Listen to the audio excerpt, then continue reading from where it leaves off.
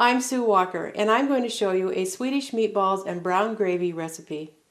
You will need a large bowl, measuring cups, measuring spoons, a large skillet, tongs, a casserole dish, and an oven. The ingredients are 1 pound of ground beef, 1/4 pound of ground pork, 1 1/4 cup of fresh breadcrumbs, 2 tablespoons of minced onion, 1 egg slightly beaten, 1 1/2 teaspoons of salt, 1/8 teaspoon of pepper, 1/8 teaspoon of nutmeg, 1/2 cup of milk, 4 tablespoons of butter, 3 tablespoons of flour, 2 cups of beef broth, and 1 cup of cream. Combine the breadcrumbs, onion, salt, pepper, nutmeg, and milk in a large bowl. Let it stand for 5 minutes until the bread absorbs the milk. Stir in the egg, ground beef, and ground pork. Melt the butter in the skillet.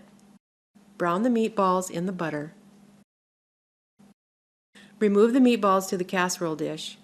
Blend the flour into the drippings in the skillet, and using a gravy whisk, cook and stir until bubbly. Add the beef broth and the cream, and continue cooking until the gravy thickens. Pour the gravy over the meatballs.